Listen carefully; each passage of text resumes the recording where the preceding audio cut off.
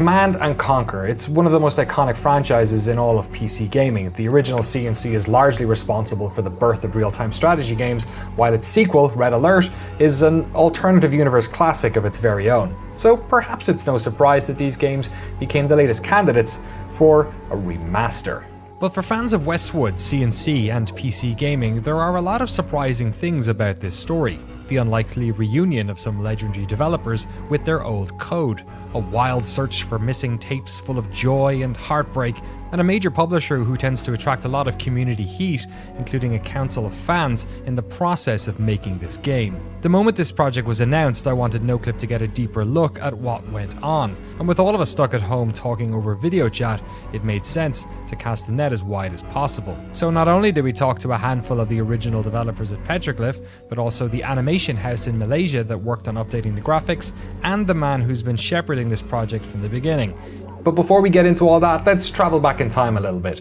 It's 1995, Clinton's in the White House, Coolio's on top of the charts, and Command & Conquer is taking the world by storm.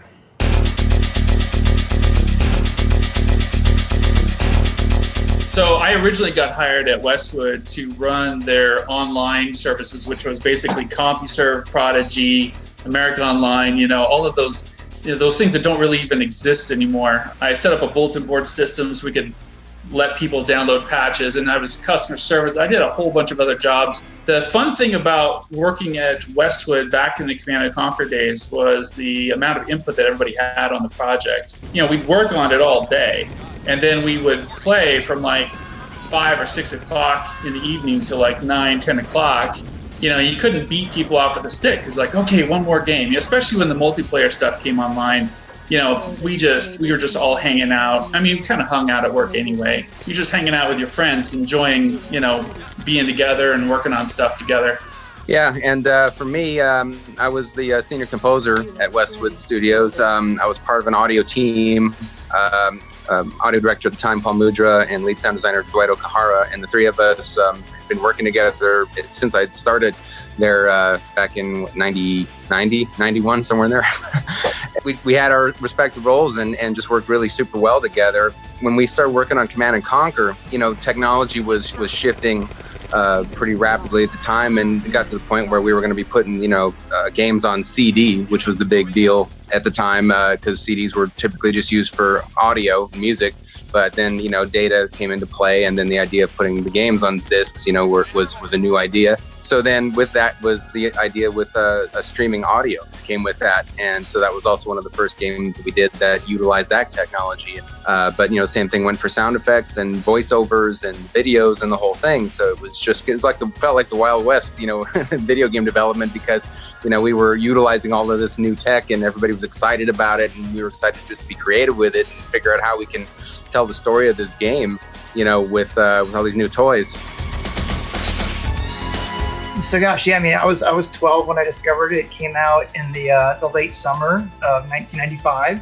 Leading up to that, there had been Doom 2, which many credit as kind of the first kind of RTS game as, we would know the genre today. Blizzard had followed up with Warcraft 1. Wasn't as popular as, what Warcraft 2 and obviously the rest of their games became. So they had kind of dabbled in it. But when C&C came out in 1995, I think a lot of people credit it with kind of popularizing the genre, kind of defining a lot of the moving parts and the mechanics that the genre eventually became. So I think what was really special about Command & Conquer is that from the second you install the game, it just pulls you into this world, this atmospheric world with this crazy animated installation sequence, these full motion video cinematics where there's these commanders, talking to you and recruiting you to their side, these kind of branching missions and objectives.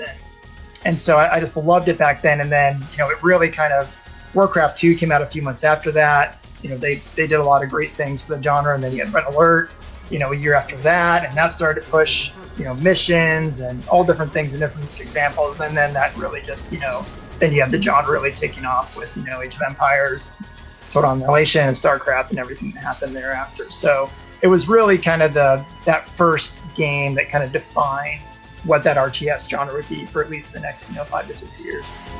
Command & Conquer's unique blend of gameplay and theatrics propelled it into notoriety pretty much immediately. And as the games pumped out sequels, they got larger, the videos more ridiculous, and the stars bigger. In the era of multimedia, Command & Conquer was king. Soon after, in 1998, Westwood Studios was acquired by Electronic Arts. And as is so often the case with large corporations, it eventually found itself caught up in a restructuring plan. Back in 2003, there was a plan at EA to consolidate all the different studios, all the development into a central location. And for a while, they were thinking that that might be Las Vegas.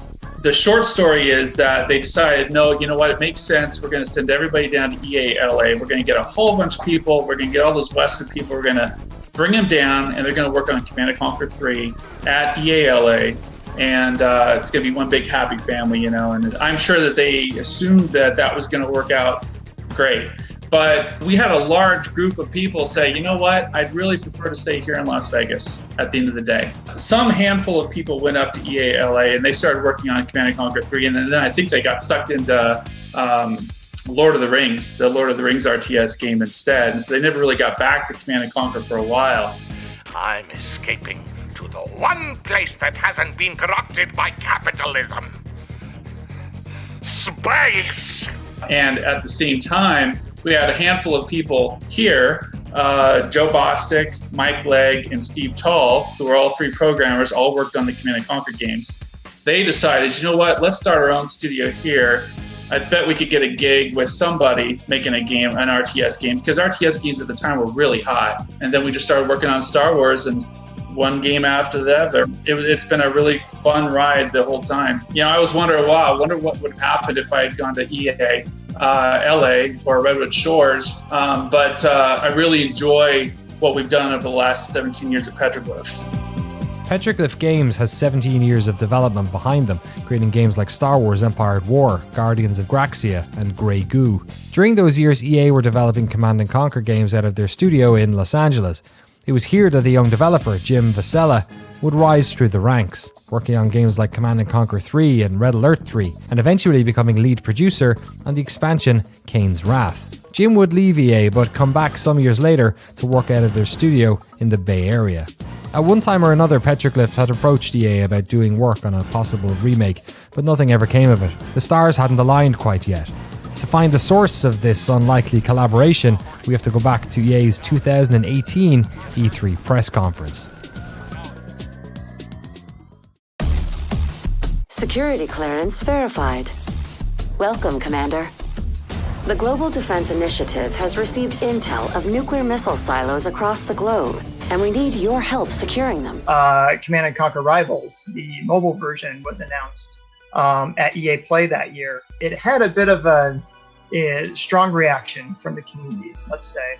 I was talking to some of the studio leadership, and they were trying to figure out, is there something we could do? We're hearing this feedback from the community. You know, Jim, you've worked on Command & Conquer for a long time. What do you think this means? And I said, well, you know, I think the community really wants the franchise to come back to PC. You know, that's something that, you know, you hear in the community. And they're like, well, you know, what are some ways we could potentially do that? And they were throwing out ideas like the remaster. And they're like, well, how would you approach that, Jim? I'm like, well, I would have Petroglyph do it. I would go back to the original creators and see if they wanted to do it. They're like, all right, why don't you give them a call? And I was like, what do you mean? I'm like, doesn't that have to go through like business development or legal or some? We're EA, it's a big company. We don't just go randomly call some studio. And they're like, no, just go do it. I'm like, okay. And so I wrote up this kind of heartfelt email because I never actually met the team at Petroglyph before, working on the franchise all these years. You know, I knew all their names and I'd heard all the stories, but I never actually worked with them myself. I wrote their team a lengthy email that described my background and my love for the franchise and, you know, a lot of the similar people we'd known. And I said, hey, we're thinking about doing this. What do you think? And they wrote back and said, you know, this is music to our ears. Let's talk. Yes, sir. Not a problem. Vehicle reporting. Yes, sir. There's a lot to talk about when it comes to remastering a game like C&C, but we're going to focus on 5 areas of development that I think are the most interesting. Remastering the FMV video, how the team made decisions over altering gameplay, Frank's work on remastering all of the audio and music, how a team of 50 artists in Malaysia remastered the graphics, and how the developers included a community of die-hard fans during this entire process. But first up, well, you know I'm a fan of video, so let's chat about the missing tapes, shall we? So, you're the new addition to the Brotherhood. So, we've been engaging with the community super closely since the day we kind of greenlit the project. And one of them tipped me off to this old Westwood Betacam video archive stash that had been around in EALA for many years, but it kind of gotten lost. And then there was a rumor that it all got thrown out when Victory Games was shut down. And I reached out to the community manager, who said, yeah, we sent it all to the dumpster, and I almost cried. But I reached out to a colleague of mine who works down at EALA still, and was working there during that time. And she says that she actually rescued all the tapes and put them into a storage closet down in EALA like 5 years ago. And I'm like, oh my gosh. And this was in December of 2018. So I booked a ticket. I flew down there like the first thing after a holiday break, like January 3rd or something. Met up with the facilities team. They unlocked this old storage closet for me. And I went digging through there and I found it. I found this giant shelf of old Betacam videotapes from the Westwood days. And, spent an entire afternoon sorting through all these tapes. And there were hundreds of just Betacam tapes and some stuff that was related to the original C&Cs. And I was so excited because they looked like the official, things. And it turns out that they were just the old crappy compressed stuff that had been copied onto a videotape for backup. And I was just like, oh no. And I was so sad. And it kind of cemented the fact that they just don't exist anywhere.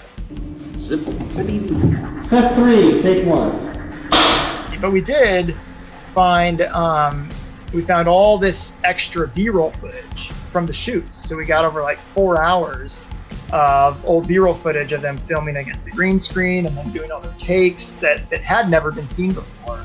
And that stuff was actually restored pretty well. And that's actually almost better quality than some of the other stuff we have. And, we've put all of that into the remastered collection. So we kind of edited it all, chopped it all up kind of per mission and everything. And whenever you beat a mission in the remaster now, you're going to unlock a piece of this content. You can kind of watch through the filming of the scenes. But, for the actual FMVs, we were kind of back to the beginning at that point. And again, it was kind of the community who said, hey, we've dabbled in kind of up-resing some of this stuff with AI algorithms and things like that. Can we help out in any way? And so Joe, who I mentioned, Joe kind of loved this stuff as well. So he actually partnered with the community. They were riffing on algorithms and trying to, fine tune the best way to get the lighting better.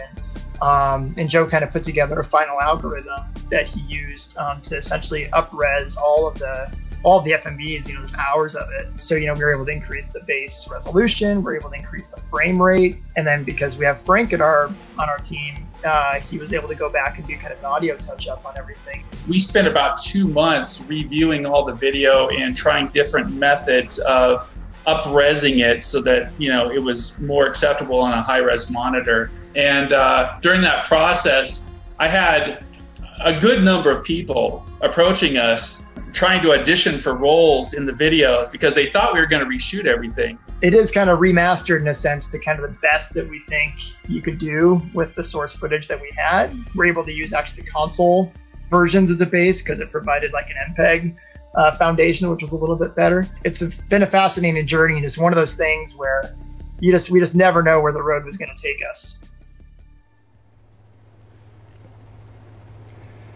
As a reward for your service to the people, I wish to promote you.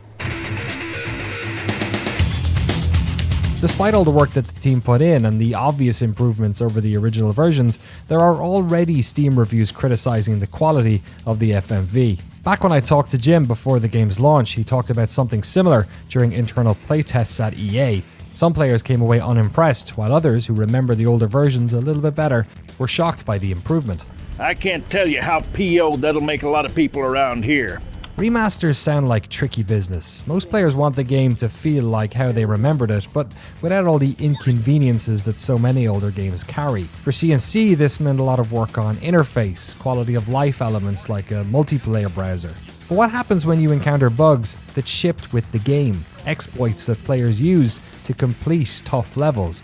I asked the team how they decided when to change something and when to let it be. I'm on it. Well, there were certainly a lot of challenges. I mean, the first thing that we had to do was kind of wrestle with what a remaster is versus a remake. The remaster, of course, taking the original game and updating it with new graphics and maybe a few new features here and there. A remake is, hey, let's scrap it all, let's start over, let's re-envision it as it would be made today. The remaster was the thing that was on the books that everybody had in mind. It's been kind of proven out that remasters are working and that people are really enjoying going back and playing, the Age of Empires games and the World of Warcraft type stuff. When we started talking about the project, about what was it going to be and, what could we do with it, there was a lot of discussion about whether we should make it 3D and we should use the Petroglyph RTS engine, which we've been working on for like the last 17 years. Or should we try and update the existing engine with all of its antiquities and flaws, because of course you go back and look at that code and it's a little stale these days, And then of course there was the UI too. When you go back and you play the original game, it's pretty good. It still holds up, but it's not as convenient as the newer RTS games are out there. And so it's a bit of a challenge. It's a bit of a slog to use that UI. And we knew that we needed to do something a little bit different and update that. We could have made a few balance changes. We certainly had a lot of opinions come in like, oh, hey, you should make this better. You should make that better. But when you're doing a remaster, you can't make too many changes because it's like Jell-O, right? If you poke it in one spot, it's going to pop out in the other spot. And let's say we made mammoth tanks just a little more deadly, right? That could impact how the AI performs in a certain mission later on. It might make that mission unplayable, or it might make it so that the AI can't perform a certain task to advance the mission. We were running into all those kinds of things. And so we basically stuck to the script as much as we could, where we could. We did make some improvements along the way, though. We integrated the Red Alert AI into the Command & Conquer engine because there were so many similarities between the two that was possible.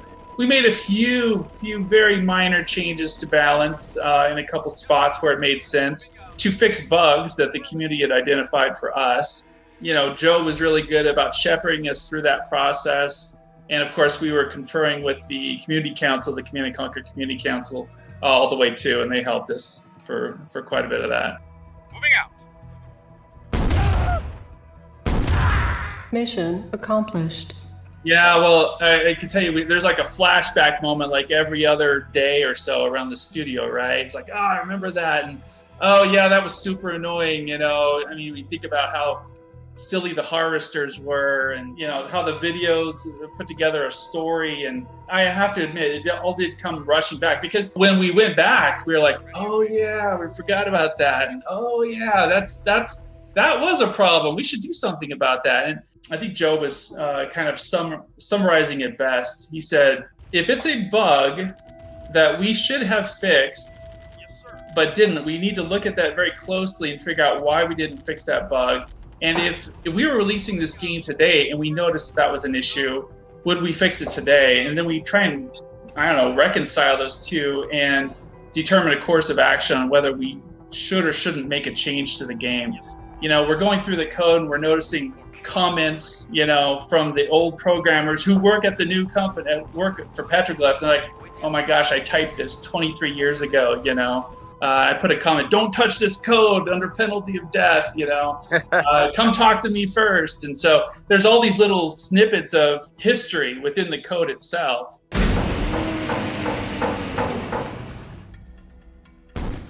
Building.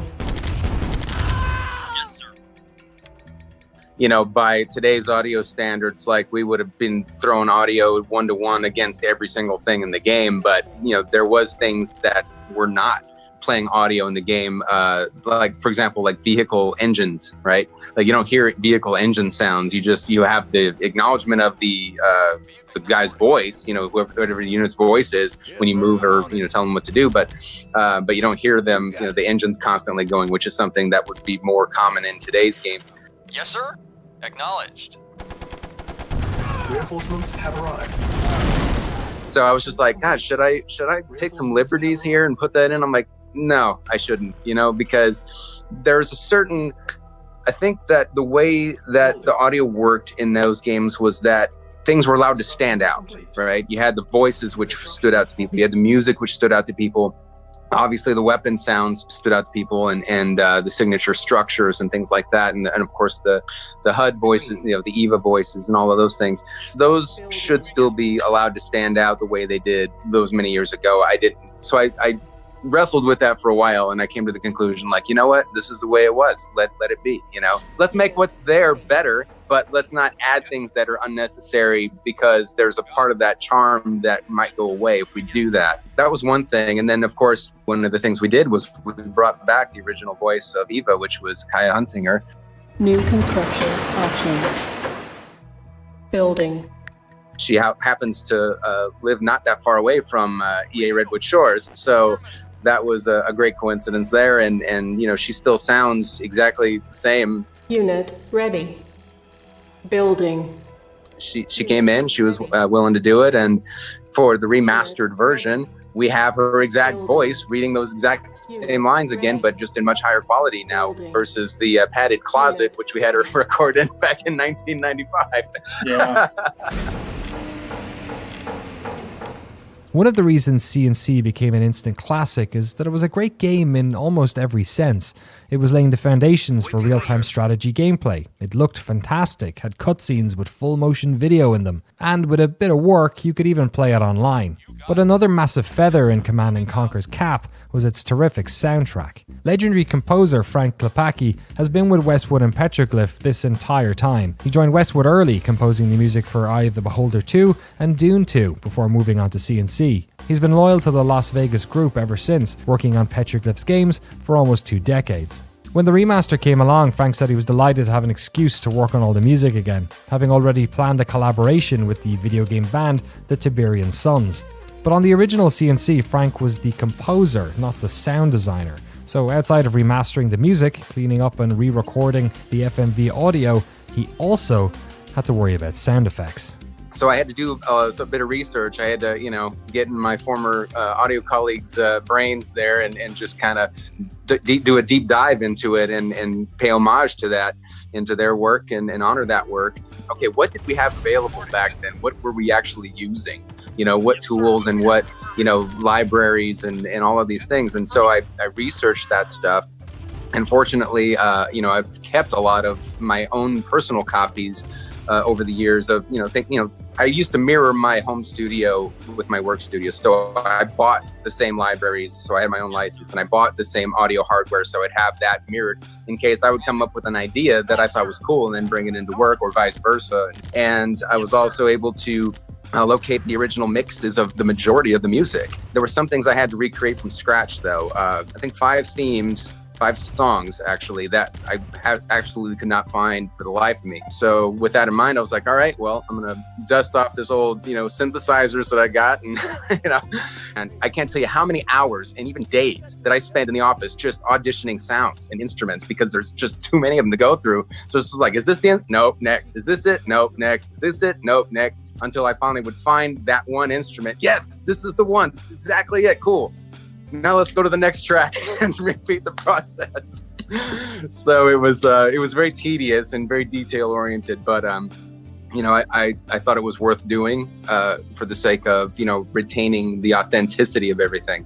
Same thing with the sound effects. I went through every single sound in the sound libraries that I had and made sure I found the exact sound or the exact closest thing to it, and most of the time I would nail it.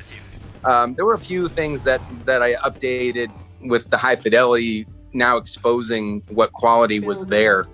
I wanted things to be consistent, and when you're remastering something in an audio context especially, the whole thing is about consistency, balancing EQs and levels, and all that sort of thing. So I did that with all of the sounds, did it all with the music, so that the entire collection of music, for that matter, was remastered to that standard as well. It wasn't just from game to game. We're doing a collection of games here. Herr Hitler! Ja, was ist los? Ich habe keine Zeit, hier rumzustehen. Ja, ich verstehe.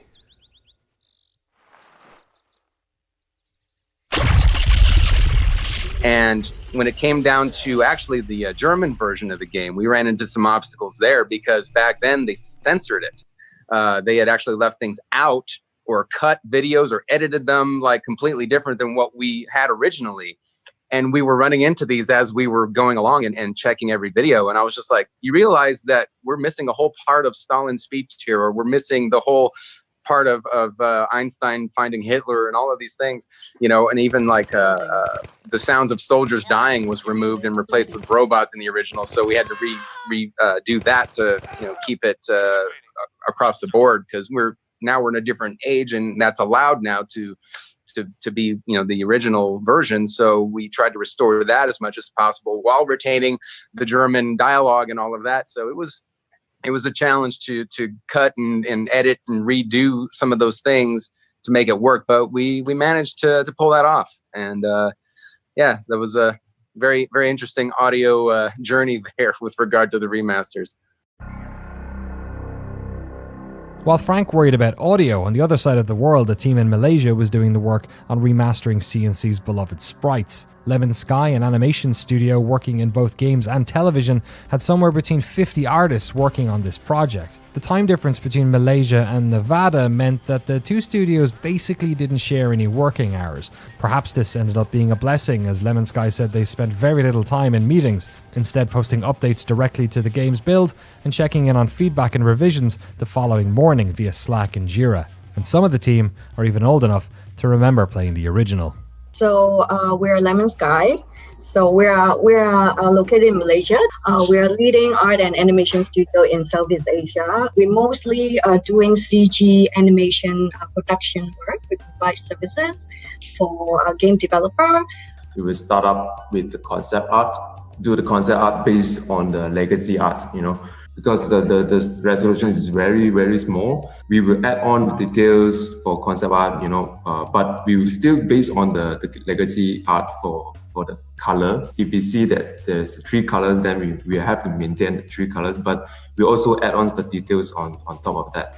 So after that, then we will go through the process for 3D. So in 3D, we will match all the angles. So in Sprite, in Legacy, we know that there's some distortion on every angle. So what we do is we need to reanimate it. So you did them in 3D, but yeah, like you said, the camera angle is like this weird oblique thing which distorts the distance on those original sprites. So if you looked at that from a different angle, would it look really strange? Yes. Yeah, true. Yeah, so sometimes you will need to manually adjust the model with different angles to get the right angle. Looks really alike to the legacy art. So at first we thought that we're gonna rebuild everything by 3D and then reintegrate everything into new engines. But I mean, throughout the productions, we have decided to just reuse the same method. So render the things by using sprite as well. So for the animations, of course, when we're checking up for the legacy stock image, a series of the JPEGs of those animations, end up we're starting with just recapturing by looking at the pixel. So all time we're squeezing our eye and look at the monitor. Oh, this most likely is this pose. So we just try to match it and then and animate all the key poses. Chew on this. Let's rock. It could have been a lot of pain and suffering, really, but they have done an extraordinarily good job of working with us within the constraints of the old code. We originally hired them to potentially do the game in 3D. We kind of switched gears with them like 2 months into the project. Hey, you know what? We're going to do 2D instead, because by going 2D, we can retain more of the original feel. We can also switch back and forth between the old and the new graphics. And it will just feel much more command and conquer. The attention to detail was really, really high on this project. I mean, pixel perfect in a lot of cases, where it truly looks like the unit or the structure or the train has been up-res. We didn't just make, again, a copy. It is that thing in 4K now. One interesting problem the team ran into was trying to come to terms with what a CNC fan wanted in 2020. Many of the original Westwood team hadn't played Command & Conquer in years.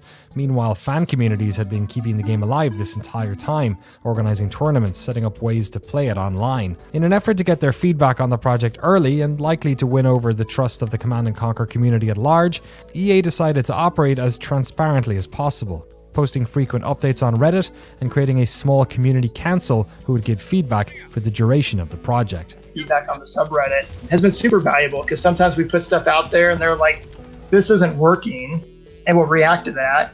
Other times it's a great tool of kind of validation. It's something that we're really nervous about, like when we first put out some of our just art. But when you get that kind of validation, you get like a 98% upvote rating on a post, you just get a little sense of like, okay, I think we're heading in the right direction on this, and it gives you that confidence to keep pushing forward. So it's been a fun interaction with kind of the greater community, but we felt we needed that really deep knowledge to help us on a lot of the details throughout the way. So I kind of recruited it's 14 of the top CNC community members in the world. So these are the guys who've written the top mods and that have kept the franchise alive for the past 10 to 15 years. The people who ran the top fan sites, the people who run the subreddit, some of the top competitive players and shoutcasters. And I kind of asked permission from EA, can I develop the game alongside these people and just give them complete transparency into everything we're doing each day? And they said yes. And so we have a Discord with them where literally every day, probably for the past year and a half, we're talking to them. We share with them the build at every single stage. We've shown them super early concept art, super early audio stuff. They give us feedback on it. They don't guide us. It's been this crazy back and forth collaboration. They have such deep insight also into the source code, and because they've been modding these games for 15 years, that they can help advise us on how to fix certain bugs. They wrote up, several hundred bugs in this giant spreadsheet about here's all the bugs in the legacy game.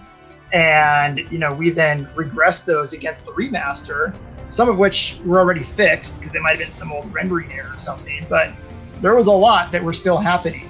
And, we'll show them art and they'll be giving us, finite feedback on the shape of the turret and the rendering angle of the Orca. And it's been the most incredible, engagement that I've been able to experience in my 15-year career of working with them. There was a community member who designed our box. So the box that millions of people are seeing right now, the guy with the cross goggles, that was just made by a community member, and we commissioned it from him to use as our formal marketing art for the entire game. We had to hear some really tough community feedback over the past 10 years on the franchise to finally get to that point of understanding that we needed some help. And I don't think we would have been able to make the game without that, and definitely not to the authenticity and to the quality that I think we're going to be able to deliver. We've covered a handful of the biggest features the team had to work on for this remaster, but there was a lot of other work going on elsewhere too. Now, we don't often let interviews just rattle off a bunch of features in an effort to sell the game, but honestly, I can't really think of a better way to demonstrate the breadth of work that was required to ensure a game from 1995 felt like a substantial project in 2020. So, I guess we'll make an exception for you, EA. Jim, the floor is yours. Yeah. So the Command & Conquer Remastered Collection, it includes the complete original Command & Conquer, also known as Tiberian Dawn. It also includes the complete Red Alert and all 3 expansion packs, so the Covert Operations, Counter-Strike, and the Aftermath. So that combines into over, I think, 100 campaign missions, a couple hundred multiplayer maps. We have been able to bring console missions that were onto the PC for the first time. So those are also playable, which is great. We've added in the bonus gallery, so that's got, as I mentioned, like 4 hours of kind of B-roll behind the scenes footage that you'll unlock as you go through. Frank Klepacki has remastered the entire soundtrack, which is over 7 hours long. Includes over 20 tracks newly recorded by the Tiberian Sons, and he's also found some unreleased music that never came out that we've been able to include in the remaster.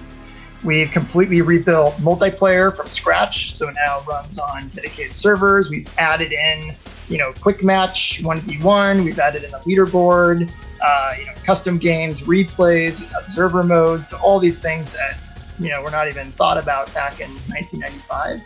And then everything has been remastered in 4K ready. So all the in-game, animations, VFX, units, terrain has all been remastered.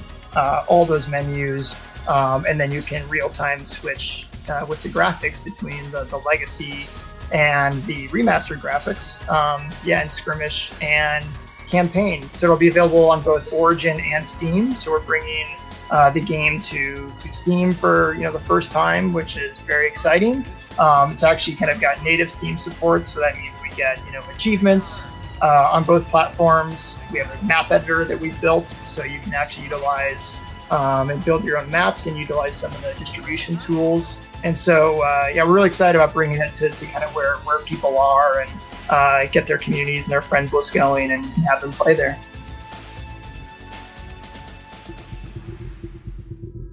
It's been a few weeks since the launch of Command & Conquer Remaster, and it's reviewed incredibly well by both the press and users on Steam, so EA are sure to be pleased by the reaction from fans. But perhaps what's most exciting about all of this is the doors it now opens. We talked to the folks at Petroglyph about Command & Conquer and how they'd love to make another one.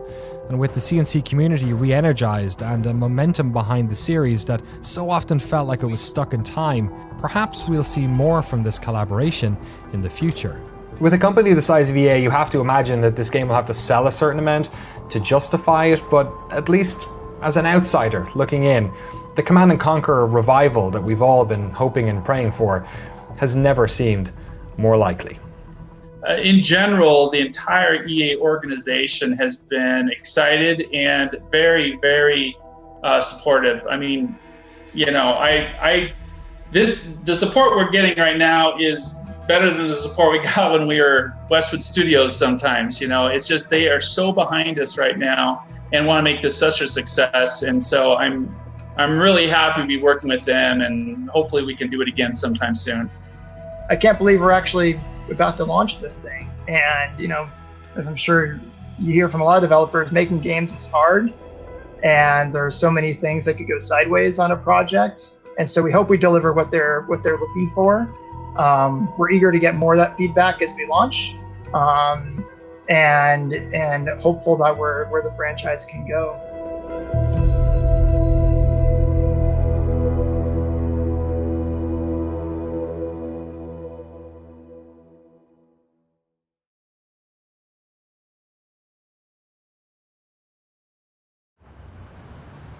The Grain Trade Center in Vienna was the 17th urban bombing in 4 weeks, blamed on Nod terrorists.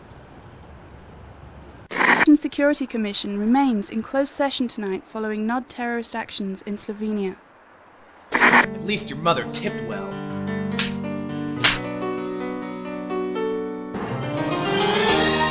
Harsh, unforgiving wilderness.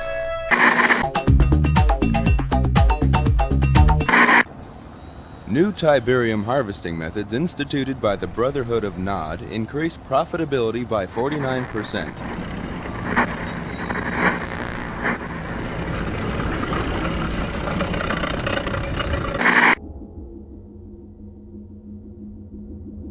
Nod Tiberium holdings now account for almost half of the world's known supply, giving the quasi-terrorist group incredible leverage in the London Gold Exchange.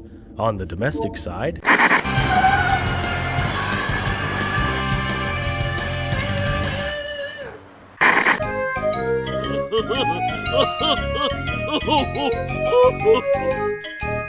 Cover of Tiberium ignored reporters at Hong Kong's Second World Tiberium Economic Impact Summit. Mobius is expected to refute charges from the scientific community that Tiberium might be dangerous. إني مع اللون الأصفر.